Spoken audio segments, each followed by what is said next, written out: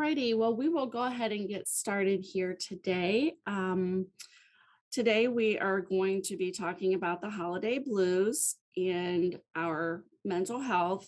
And Jacki Middaugh is presenting today. Jacki has been an RN since 2010.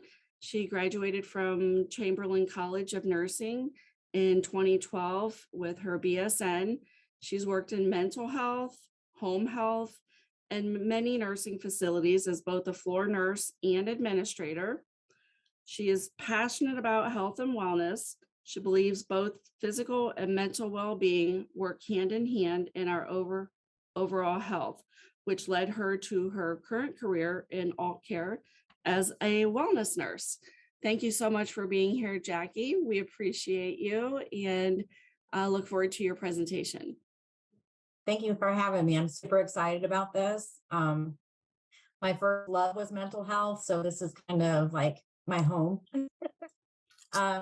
Today, we'll be talking about why your mental health matters, and not just about the holiday blues, but also about anxiety, stress, and seasonal affective disorder, because those are all things that this time of year bring on, and we want to address all of those things.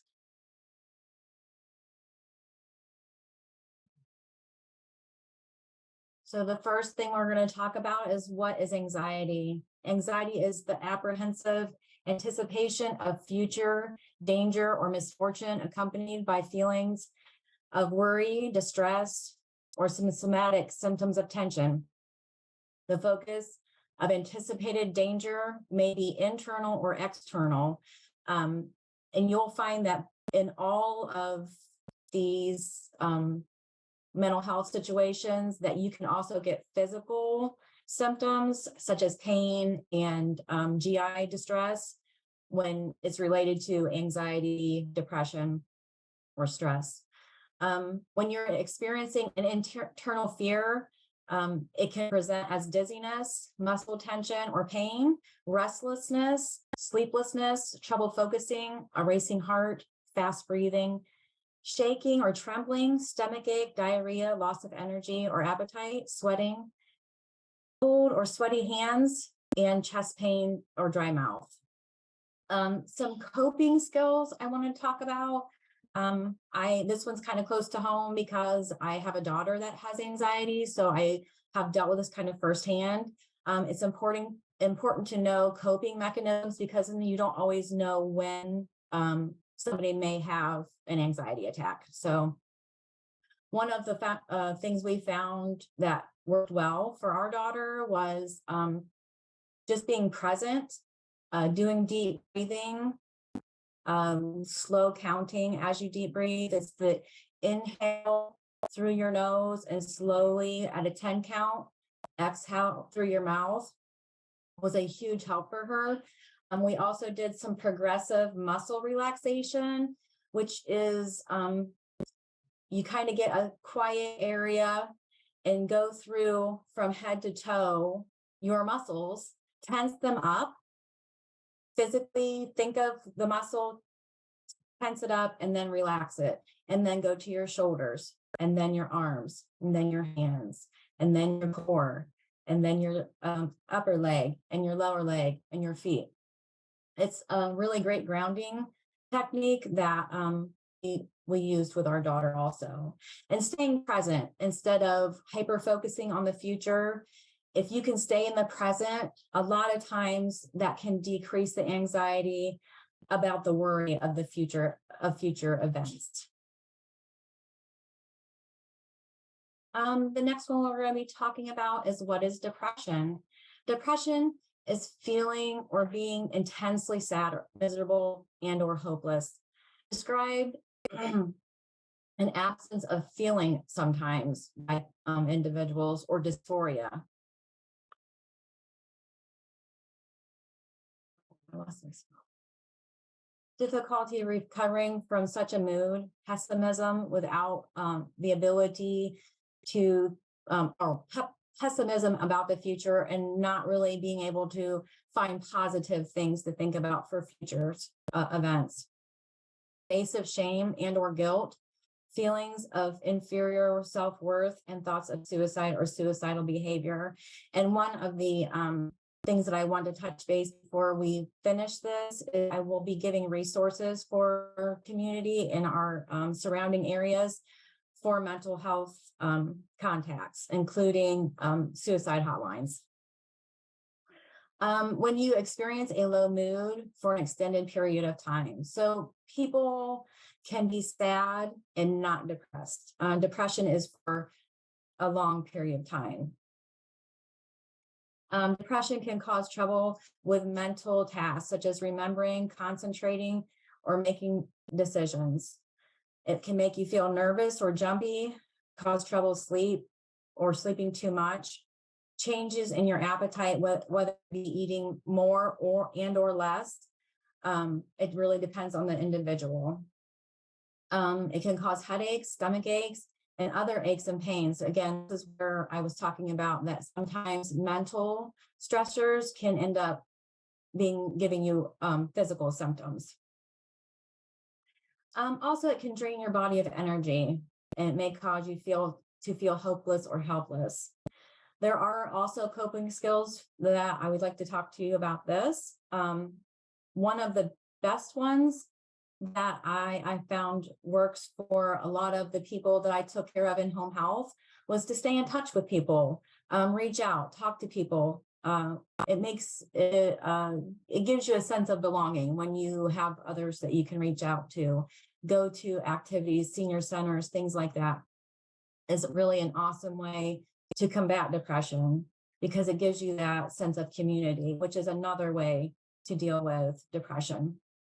And increasing your activity levels because that can release serotonin and help lift your mood. Another one is have a routine. If you feel like you have something that you need to do or have to do daily, it helps give you a sense of purpose. And that also helps with depression. The next thing we're going to talk about is seasonal affective disorder. What is seasonal affective disorder? It's a type of depression that is related to the change of seasons. Surprisingly, this can happen in both fall and spring. But it's much more common in the fall months. So seasonal affective disorder usually begins and ends about the same time every year. Most of the people with SADS symptoms start in the fall and continue into the winter months, sapping your energy and making you feel moody. These symptoms often resolve during the spring and summer months and or vice versa. Less often though, SADS causes depression in the spring and or early summer and resolves in the fall. One of the most beneficial things that we have found in my research for this topic is that light therapy is a huge help in this area. And I feel like that's why many people in Ohio, in our area, suffer from that is because of the cloudy, overcast days that we end up having this time of year. The next thing, during periods individuals are experiencing SAD, any of the following occur: feeling listless, sad, or down most of the days, losing interest in activities once things that you have enjoyed, having a low energy or feeling sluggish, having problems with sleeping too much, or experiencing carbohydrate cravings. A lot of people associate those wintertime carbs just as a normal reaction, and it really could be a symptom of seasonal affective disorder. Overeating and weight gain, having difficulty concentrating, feeling hopeless, worthless, or guilty, having thoughts of not wanting to live. These are all things that an individual could experience during a seasonal affective disorder. Next, we will be talking about stress. What is stress? And I feel like everybody feels a little bit of that, but it's like amplified this time of year. Stress is the pattern of specific and non-specific responses a person makes to stimulus events that disturb his or her equilibrium and tax or exceed his or her ability to cope. So when you're experiencing internal or external stressors, your blood pressure can rise, heart may pound, muscles may tighten, stomach may become tense, concentration will get worse, you may become forgetful. Some things that help combat stress is to have a routine and to always prioritize self-care. A lot of times people, when they get stressed, they let themselves get overwhelmed, and then they don't take the time to take care of themselves, which can actually cause an increase in stress. And again, exercise is a great way to combat stress.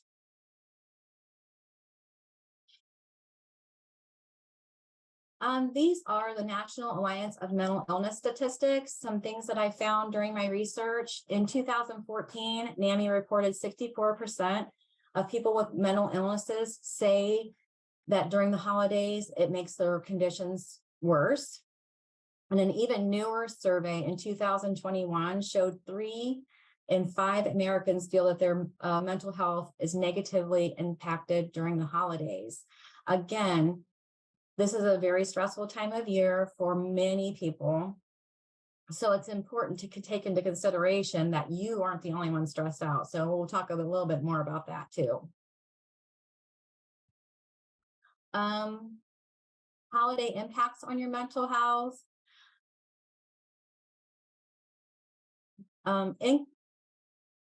Increased financial burdens due to increased travel, gift giving, and hosting costs. It's important to remember that everybody is kind of feeling this. So to try to be patient with each other, so it can be difficult. Increased physical and mental demands of this time of year. You have a packed calendar with parties, performances, travel, and it can be difficult to balance your everyday responsibilities and self-care with all these additional things that you're trying to prioritize. Another one is expectations to give perfect gifts or plan perfect events, as well as the increased commercialization of the holidays. And I'm thankful that my children are older because I feel like it's a lot more difficult for people with younger children now because they have a lot more access to all of the commercial type toys. So that increases, again, more of the financial burden. Dealing with loneliness for those who aren't with loved ones, or emptiness of loved ones who have passed. So I feel like this is a really important topic that a lot of people don't talk about. It's important to feel that grief when you lose a loved one and accept that that person has passed. We don't want to forget our loved ones, and it makes it very difficult during the holidays, especially if it's a newer loss. So it's important to be mindful to give yourself some grace, especially during that time of year. I lost my father close to the holidays when he passed, and it was very difficult. And it is important to give yourself grace because you need to deal with that grief. Also, seasonal changes, including decreased exposure to sunlight and the overemphasis of the end of the year. So a lot of people get caught up in, did I reach my goals for this year? Did I accomplish all the things that I wanted to accomplish? Things like that. Again, we don't get outside very often, and it makes things a lot harder to, a lot more difficult to deal with as well. The American Psychiatric Association reported in 2017 that both men and women are noted to experience stress and increased stress during the holidays. 44% of women and 31% of men report increased stress during the holidays. So again, you need to remember you're not alone. Everybody's feeling this stress, and it's important to communicate what you need as well as what your expectations are of others. It will help alleviate a lot of stress. Here are some self-care strategies that a lot of people could utilize and hopefully make their holidays a little more friendly and upbeat. So some self-care strategies is manage your finances. This is a huge one. It's easy to overspend. So it's important before the holiday or leading up into the holiday season that you make a budget, stick to those limits. Don't overspend. It's nice to give gifts, but it's also important to enjoy your holiday. And by overextending, a lot of people make it a lot less enjoyable. Knowing your limits. This is important as well. I have a very large family, so I feel a great deal of empathy for anybody with a large family. It's important to not overbook yourself. Say no when you need to. You cannot be at everyone's house for every holiday and enjoy your holiday with your family. So just be mindful of that. Prioritize your family. And again, say no when you need to. Making self-care a priority, super important during this time, especially with the increased pressures and stressors of the holiday season. So take that time to do meditation, to do your exercising. Those are both great ways to combat depression, anxiety, and stress.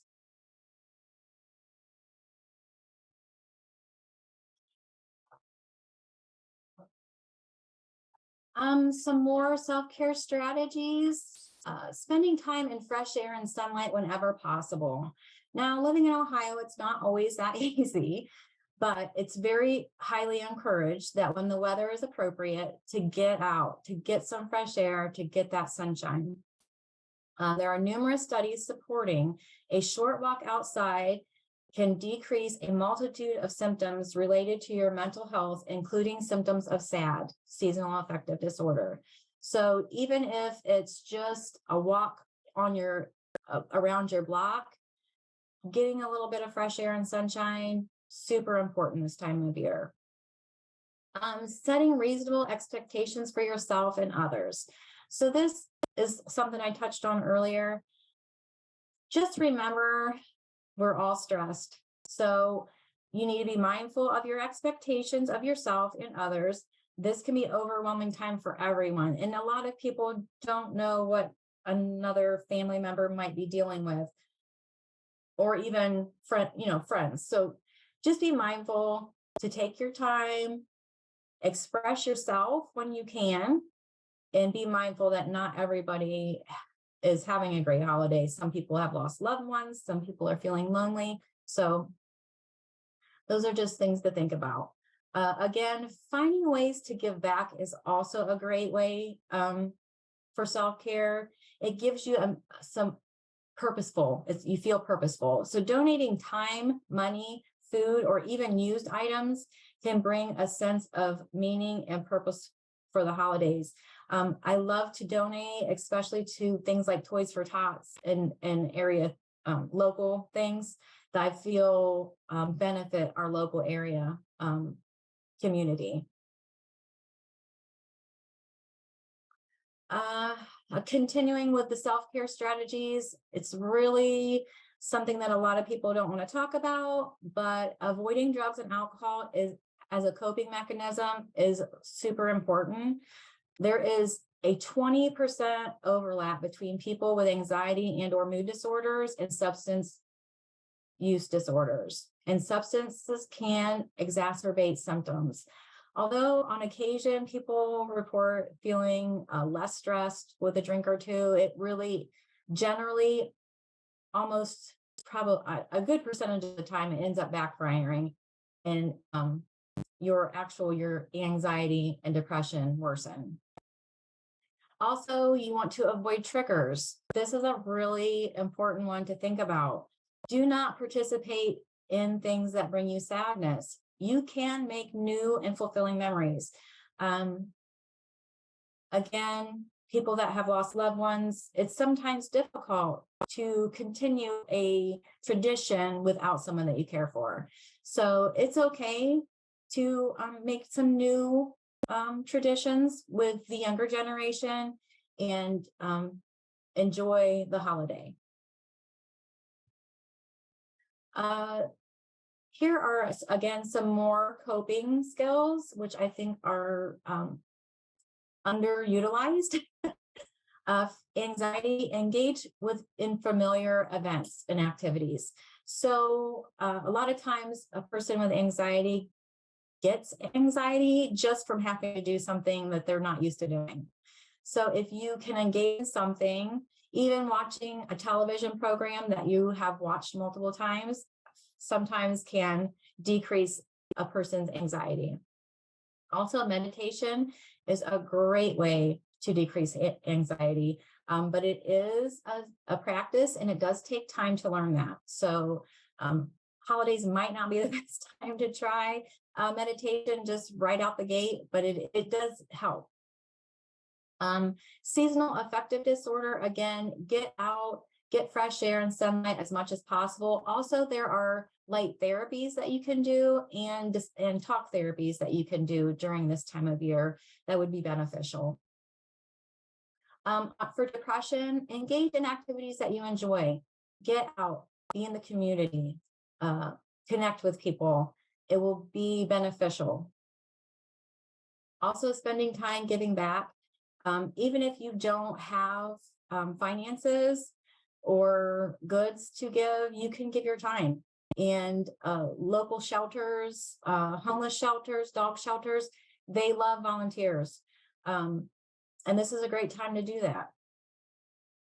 For stress, scheduling time to relax is super important. We get so caught up in all of our everyday responsibilities, and then including our new responsibilities for baking or traveling or gift giving and buying. We don't take the time to just relax. So it's important to take that time, schedule that time for yourself. And 30 minutes of exercise a day can really combat all of these things, but most importantly, stress. These are the resources that I use for this presentation. And I also want to share, see if I can find it. I would like to share with you some local resources. It really depends on what county you're in, but these are all counties that Alt Care members are a part of. So I try to find as many resources as possible. So I wanted to be sure this was on the video. I will scroll slowly down through here to be sure that everything is seen.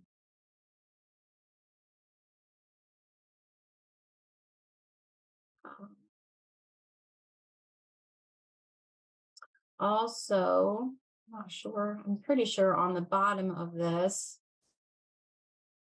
Yes, so this is super important for everybody to be aware of. The Suicide Prevention Lifeline has changed its number. It's 988, super easy to contact and get a hold of someone. And it's again a 24-hour, 7-day-a-week hotline. So even if it's Christmas Eve or Christmas Day, there will be somebody to talk to. And I think that is a huge, huge, huge benefit that a lot of people aren't aware of. And again, more local information.